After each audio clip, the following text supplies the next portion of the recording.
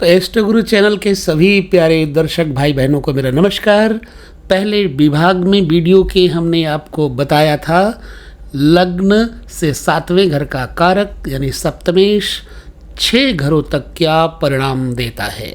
अब हम बताने जा रहे हैं सप्तमेश सप्तम स्थान से 12वें घर तक क्या परिणाम देगा। अत्यंत ही दिलचस्प वीडियो है।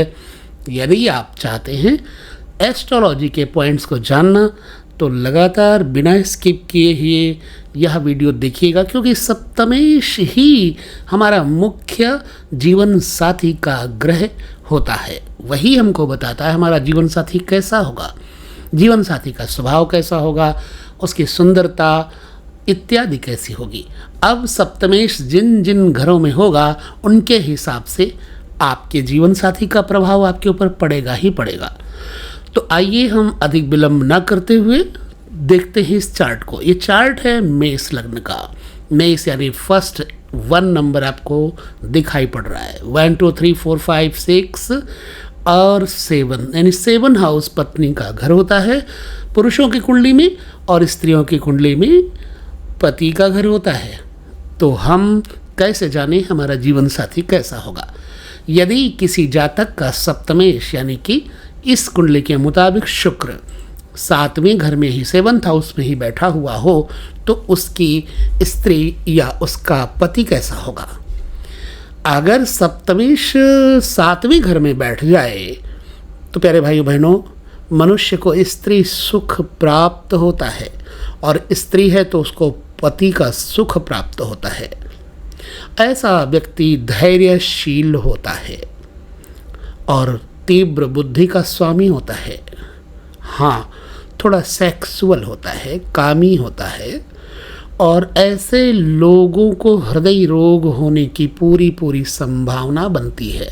सप्तमेश अगर 7वें घर में है, किसी बुरे ग्रह की दृष्टि नहीं पड़ रही है, सप्तमेश अपने बल पर है, तो आप निश्चित मानिए कि आपका जीवन साथी सुंदर, सुशील, धनवान, योग्य और आपके साथ रह सकता है, प्रसन्न, आपको भी रख सकता है खुशहाल।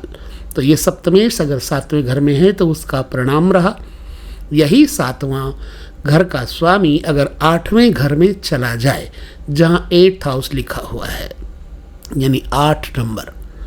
अब सप्तमेश अगर 8वें चला जाए तो प्यारे भाई बहनों, 8वां घर होता है मारक स्थान। 8वां घर होता है जो खास तौर से मृत्यु का घर बताया गया है।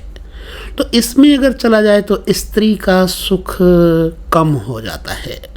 अगर पुरुष है तो स्त्री का सुख कम होगा, स्त्री है तो उसको पुरुष का यानी पति का सुख कम हो जाता है। या फिर जीवन साथी जिंदगी भर रोगी रहता है। और हाँ, ऐसा व्यक्ति आज़ाद परिंदा होता है, स्वच्छंद विचारों वाला होता है, और ऐसा स्वच्छंद व्यक्ति स्त्री हो या पुरुष, ये चरित्र में गिरे हुए होने की पूरी संभावना होती है। पुरुष की कुंडली में है तो स्त्री, और स्त्री की कुंडली में है तो पुरुष, उसका दुष्चरित्र होता है।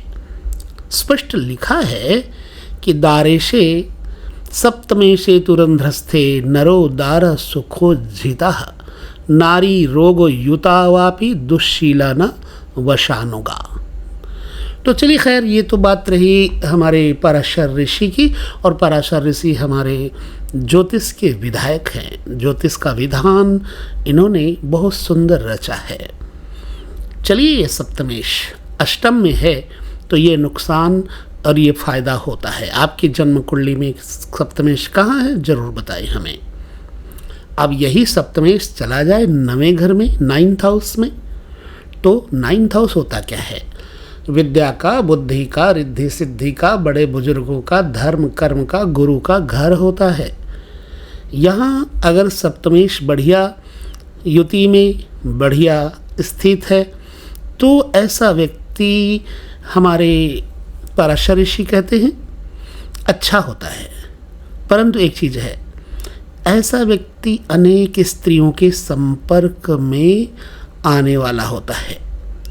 कदाचित ऐसे व्यक्ति को स्त्रियोचित कार्यों से व्यापार से लाभ होता है, स्त्रीजनों से लाभ का योग बनता है और स्त्री द्वारा दिल हार जाने वाला तथा बहुत बड़ा कार्य करने वाला होता है।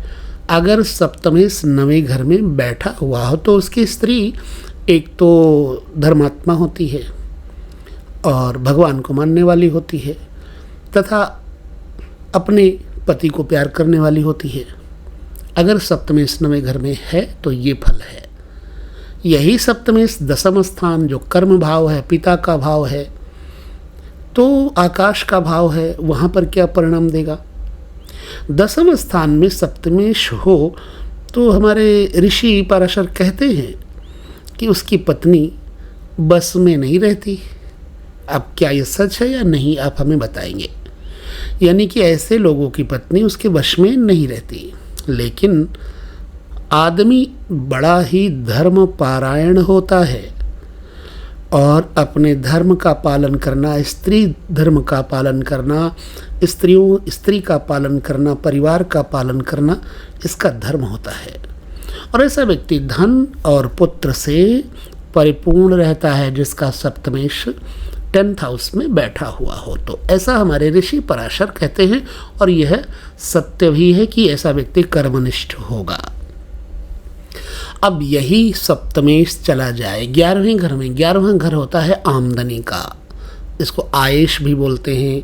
बड़े भाई बहनों का घर होता है, लेफ्ट साइड कंधा होता है और आमदनी के कारणों का पता यहाँ से लगता है। 11वें घर में अगर हो जाए तो ऐसे व्यक्ति को स्त्री का लाभ होता है तथा धन का लाभ होता है, लेकिन पुत्र सुख में कमी रहती है और कन्याओं की अधिकता होती है। जरूरी नहीं है कि बहुत कन्याएं हों, आजकल के युग में तो एक पुत्र एक पुत्री काफ़ी है। लेकिन होता क्या है कि एक बेटा दो बेटी, दो बेटा तीन बेटी, एक की संख्या पुत्री में ज़्यादा होगी, बेटे कम होते हैं। क्या आपकी जन्म कुंडली में ऐसा कुछ है? हमें ज़रूर बताएं पराशर ऋषि कि यह बात कहाँ तक सत्य है। चलिए, सप्तमेश 12वें घर में जो व्यय भाव है, त्रिक भाव है, खर्च का भाव है, जिससे पता लगता है खर्चे के कारणों का। अगर सप्तमेश 12वें घर में हो तो कहते हैं मनुष्य दरिद्र अर्थात मैला कुचैला। 12 सप्तमाधीशे दरिद्रः कृपणो महान वस्त्राजीवी भवेत् जातः भार्या रम्या व्ययप्रिया। अर्थात सप्तमेश 12 में हो, 12वें घर में हो तो मनुष्य दरिद्र, मैला कुचैला रहने वाला होता है और कंजूस होता है। कपड़े से रोजगार कमाने वाला होता है, कपड़े का व्यापार करने वाला होता है। सुंदर तथा खर्चीले स्वभाव की पत्नी वाला होता है। ऐसे पुरुष की स्त्री खर्चीली होती है लेकिन सुंदर होती है। जन्म कुंडली में 12वें घर का यह शुक्र यानी सप्तमेश आपकी कुंडली में किस स्थिति में है? सप्तमेश हमें बताएं। कोई भी आपका सप्तमेश हो सकता है। मान लो ये तो मेष लग्न है, यदि वृक लग्न वाले हैं तो उनका सप्तमेश मंगल हो जाएगा। मिथुन लग्न वाले हैं तो उनका सप्तमेश बृहस्पति हो जाएगा। कर्क लग्न वाले हैं तो उनका सप्तमेश शनि हो जाएगा। इस प्रकार से सप्तमेश का जो महत्व है वो मैंने बताया आपको।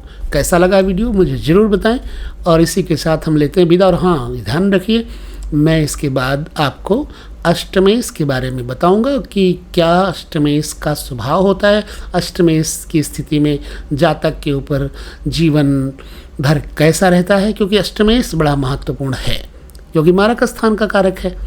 इसलिए अष्टमेश वाली कुंडली जरूर देखिएगा।